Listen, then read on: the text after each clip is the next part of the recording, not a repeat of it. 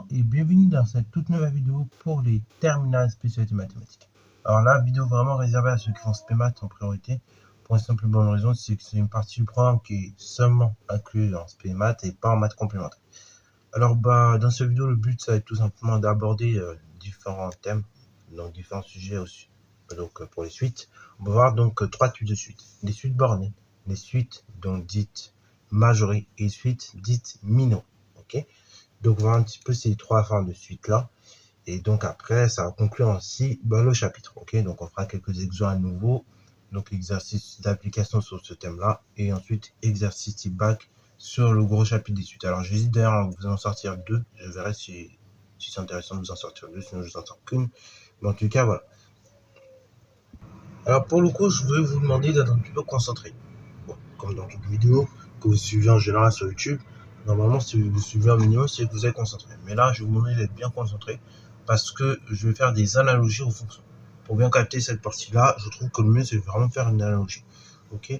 Donc, on va dire qu'on a une fonction qui est définie sur l'intervalle 0 plus infini. Ok. Et donc, je vais vous mettre trois exemples pour que vous puissiez capter le délire. Ok. Afin que ça soit pas trop compliqué normalement. Alors, premier cas, c'est ce cas-là. Ok. Alors, donc je vais représenter rapidement un repère, comme ceci. Et comme ceci. Bon, alors quand vous voyez une courbe comme ça, voilà, bon, c'est pas très bien fait, mais c'est juste pour montrer le principe. Donc, quand vous voyez une courbe de ce style-là, et ben là, vous allez pouvoir repérer ce qu'on appelle le point le plus haut. Le point le plus haut, qu'on appelle grand M, c'est ce qu'on appelle pour une fonction un maximum. Ok? Donc, ça, grand M, c'est le maximum. Ok? Donc, ici, c'est le maximum. Et donc, sur la valeur des abscisses, je lis en quel réel le maximum est latent. Et du coup, sur la liste d'ordonnées, je vois la valeur du maximum. Okay. Donc, le maximum, c'est quoi par définition? Là, on rappelle ce qu'on avait déjà dit en seconde, en fait. Et le maximum, c'est quoi? C'est le réel pour lequel, tout simplement, en fait, la courbe de la fonction f est toujours inférieure ou bien égale. Ok. En fait, le maximum, c'est le point que la courbe ne dépassera jamais. Ok. Pour faire simple. Autrement dit, si je dois l'écrire avec des lettres, et on aurait dans ce cas-là, quand on a un maximum, on aurait la chose suivante. On aurait donc grand M qui est toujours supérieur ou bien égal à la fonction f. Ok. En prenant en compte que ici, la représentation graphique que vous voyez là, c'est un courbe représentative d'une fonction f. Donc ça, c'est un maximum. Ok. C'est-à-dire, la fonction f, elle est inférieure ou bien égale à la valeur du maximum. Ok. Bravo. Bon, si on était en présence d'une suite, on dirait qu'on aurait une suite majorée par M. C'est-à-dire qu'en fait, la valeur de la suite, elle est bloquée par M, elle n'ira pas plus haut que le point M. Ok. Alors en réalité, on peut être majoré par M, mais par un point plus haut que M. Et on peut être majoré par un point encore plus haut que M. Ainsi de suite, ainsi de suite. Donc en fait, on peut être majoré par n'importe quel point, par une infinité de points supérieurs à M. Ok. Donc si j'étais dans le cas des suites, on parle de suite majorée. Le deuxième cas de possibilité, donc là pareil, là pour l'instant je vous fais une approche avec les fonctions, après on va écrire toutes ces définitions là en appliquant ensuite, bien évidemment, ne vous inquiétez pas. Le deuxième cas, c'est ceci. Donc là j'ai encore représentatif toujours ma fonction f, qui est à cette valeur là ce coup-ci. Et donc là on va repérer en général le point le plus petit, ok, ce qu'on appelle donc pour une fonction un minimum, ok, que je note petit m d'ailleurs. Donc ici c'est le minimum.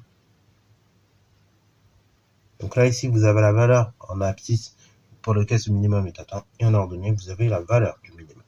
Ok.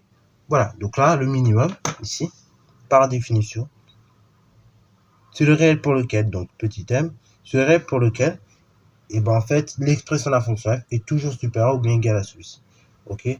Donc on a ici petit m égal ou bien supérieur à f de x. Enfin, inférieur ou bien égal à f de x. Donc ça, c'est la définition d'un minimum. Et enfin, donc, dans un cas de figure, un petit peu particulier, celui-là, c'est le cas si on est borné. Donc là, je vais essayer bien vous le représenter donc comme ceci et comme ceci. Voilà. Bon, quand on est borné, on va avoir deux choses. On va avoir un maximum et on va avoir un minimum. Le point le plus bas et le point le plus haut. Voilà, et donc là, on dira que la fonction est, enfin, on peut dire que la fonction est bornée entre grand M et petit m. Ok, toutes les valeurs de ma fonction vont être comprises entre grand M et petit m. C'est le cas par exemple des fonctions trigonométriques qui sont bornées entre moins 1 et 1. Ok, si je prends la fonction cosinus, et ben les valeurs elles peuvent être comprises entre moins 1 et 1, et donc on n'aura jamais de valeur supérieure à moins 1, enfin inférieure à moins 1, et de valeur supérieure à 1. Donc on sera toujours compris entre 0 et 1, donc enfin, entre moins 1 et 1. Donc on parle de fonctions bornées, si on devait voir ça au niveau des fonctions.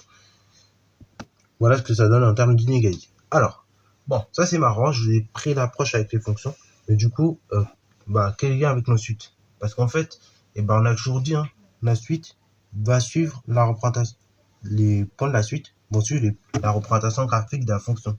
Donc, quand je connais ce qui se passe par la fonction, je peux connaître ce qui se passe par la suite, en fait. L'inverse n'est pas vrai, bien évidemment. Bon, alors dans chacune des définitions, on va prendre donc une suite UN qui est définie à partir du rang K. Ok. Donc, première chose, on va dire que UN est majoré s'il existe, donc ici, un réel grand M, donc, tel que, tout simplement, UN est inférieur ou bien égal à grand M. Et ce, pour tout N appartenant, donc ici à grand N. Ou sinon, pour tout N supérieur, même si on est précis, ou bien égal à grand K. Ok, puisqu'on parle de grand K. Enfin, de petit K. Voilà, alors, ce symbole-là, ne vous inquiétez pas, vous le rencontrerez beaucoup pour ceux qui veulent aller en prépa ou même dans des études supérieures. Ce symbole-là, en fait, ça veut dire existe, il existe. Donc, UN est majoré s'il existe un réel grand M, tel que la suite est inférieure ou bien égale à ce réel-là. Et ce, à partir du moment où on a un entier, et ce, pour tout entier naturel, supérieur ou bien égal à grand K. Ok, bravo. Voilà. Alors, du coup, l'autre définition, c'est la minoration. Donc ici, UN est minoré s'il existe donc un réel petit m tel que ici UN est supérieur ou bien égal à ce réel.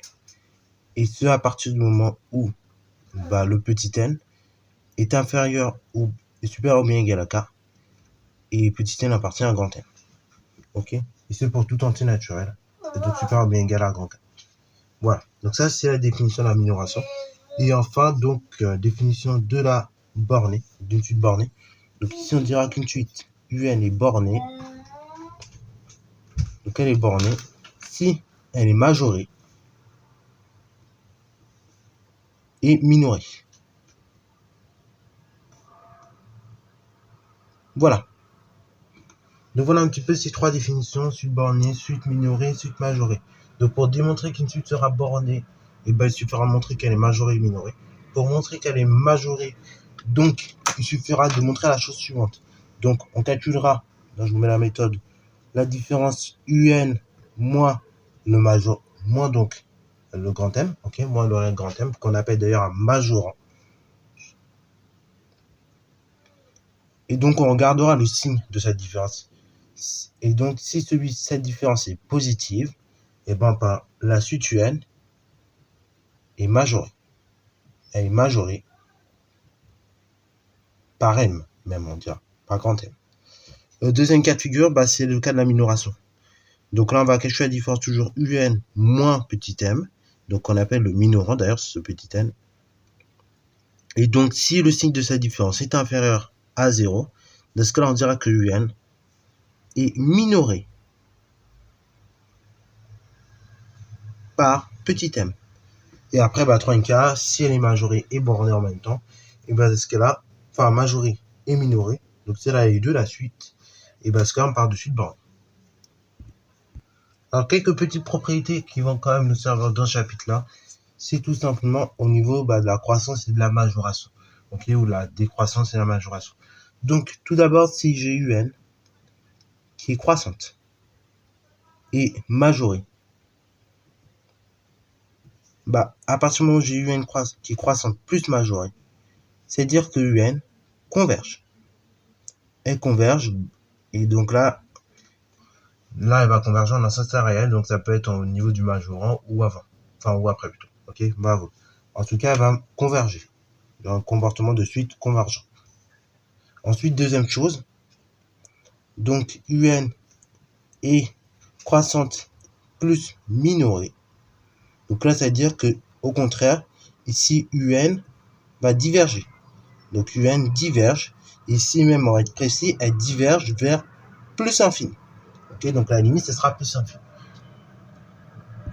Et comme j'ai dit tout à l'heure, pour la première propriété, en fait, en réalité, une suite peut être majorée par n'importe quel réel, grand M ou n'importe quel réel grand M super à lui. Ok, bravo. Donc en fait, en réalité, elle va converger soit en grand M ou soit avant grand M. Tout dépend de la situation. Ou après. Tout dépendra. Enfin, en général, ce sera plus avant même. Troisième cas de figure, c'est celui par exemple d'une suite UN qui est décroissante et qui est en plus minorée. Et bien dans ce cas, ma suite UN donc converge. Donc elle va converger. Donc là, on a pareil deux solutions en réalité. Donc une suite, elle peut être minorée par une valeur petit m ou une valeur inférieure à petit m. Ok. Dans ce cas-là, elle va converger soit en petit m ou soit tout simplement, elle va converger pour des règles plus grands que petit m. Ça paraît. Ou pour voilà. Donc ça, c'est pour la convergence. Et enfin, donc, troisième cas de figure, si j'ai une suite UN qui est strictement décroissante plus majorée, et bien dans ce cas, automatiquement, UN va diverger. Et elle va diverger vers moins l'infini. Alors du coup ici, je précise dans le cas des comportements de suite divergentes. Ici. Donc là ici, quand UN est croissante et minorée, on parle bien évidemment qu'elle est minorée et non majorée. Ok. Et donc on a ce comportement divergent. Tandis que là, dans ce cas-là, quand UN est décroissante plus majorée, elle sera non minorée. Et donc on aura ce comportement comme ça de divergence vers moins l'infini. Ok, bravo. Mais elle peut être les deux. Ça peut arriver qu'elle soit les deux. Et que tout de même on a une décroissance ou qu'on ait une croissance. Dans ce cas-là, il faut bien préciser aussi qu'elle est non majorée. Enfin ici, non majorée. Et ici, non minorée. Et là, on a un petit peu tout ce qu'il faut au niveau des suites. Voilà, donc c'est tout pour les suites majorées, minorées, bornées, tout ça. Donc on a fait un peu de tour. Donc voilà, c'est la toute dernière vidéo courte de ce chapitre. Après, il y a 2 exos normalement là-dessus. Exo T-Back, un ou 2 exos, on verra. Exo T-Back, puis on conclut le chapitre. Voilà, donc j'espère qu'elle t'a plu cette vidéo. Si c'est le cas, n'hésite pas à la liker, commenter et voir un installatoire en mathématiques et en sciences.